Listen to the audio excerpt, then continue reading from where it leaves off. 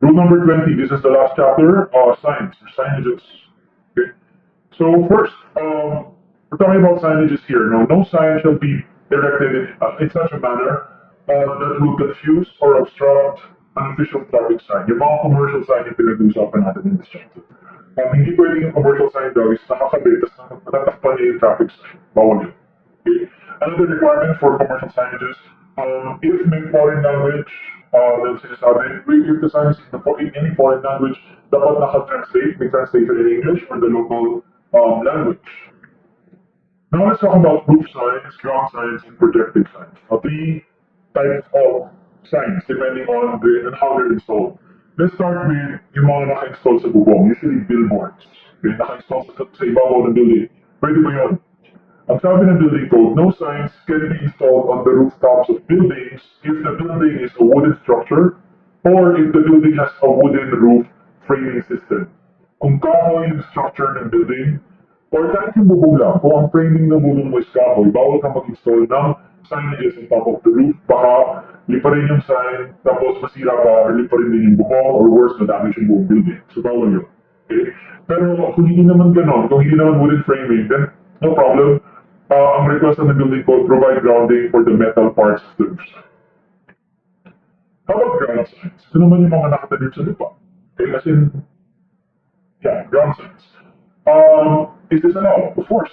Why would this not be allowed? It's allowed as long as it's within your property.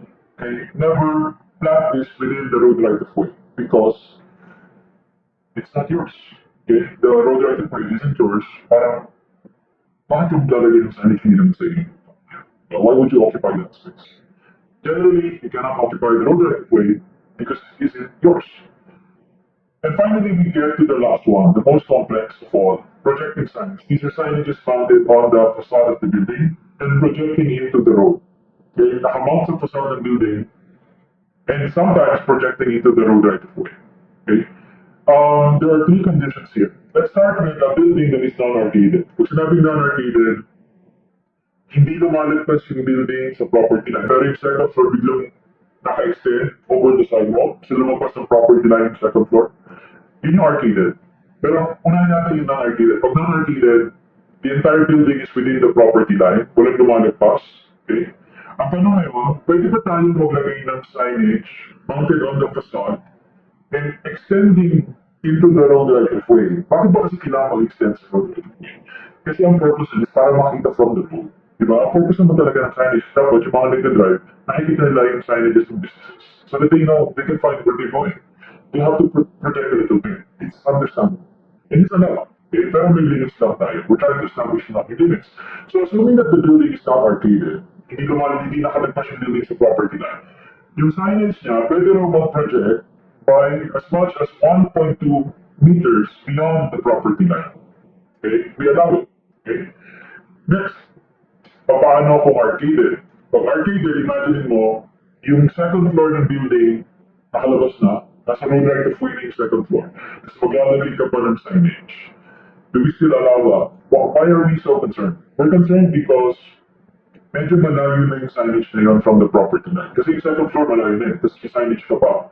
Do we even allow this still? Yes, we still allow this, but not by much. No? Kalahati nila, 0.6. 0.6. And finally, what if the building abuts a road right of way without sidewalks? Walang sidewalk yung kalsada.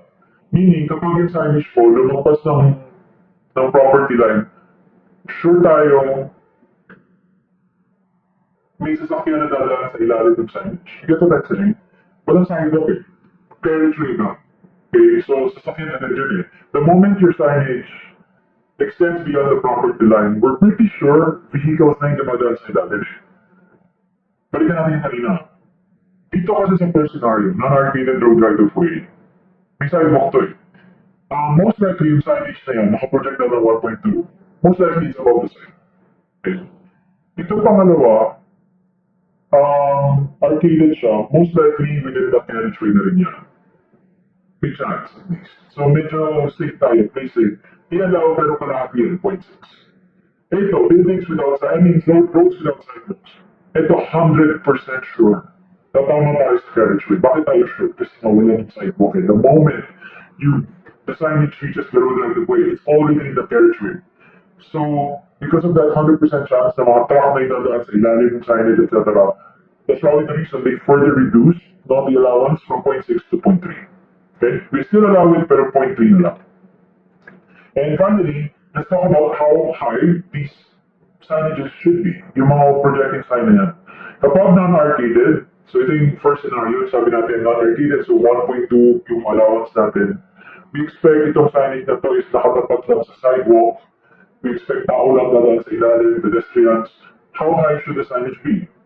3 meters from the road surface. Medyo mababa eh. Pero, again, most likely sidewalk lang naman kasi nasa ilalim. Tao lang ang dadaan eh. So, no need for it to be very high. Pero pag arcaded yung road, again, pag arcaded, ground floor mo ganyan, tapos nakalawit na yung second floor, tapos meron ka pang signage. Papayagan pa natin yung signage, basta 0.6 na up, sabi natin. Pero since may chance na nasa carriageway na yan, may chance na nasa pasada na siya, may mga bus, may mga truck na dadaan sa ilalim ng signage, it has to be a bit higher. How high? It has to be 5 meters from the bottom of the road to the bottom of the signage. Okay? Now, if you're remembering, I don't know if you remember kanina, meron tayong similar issue. Ano ba yung required clearance above the road? Kanina may lumabas sa 4.27. Okay, pero ito 5 na. Ano tama? I don't know, both are correct. Pag tinanong pa, ano yung required headroom above the road right of way, pag generic ito na, I'd say 4.27. Pero kung specific, na ano yung minimum vertical clearance for a projecting sign mounted on an arcaded road right of way, I'd say 5. Right now is, you need to understand when you should say 5 and when you should say 4.27.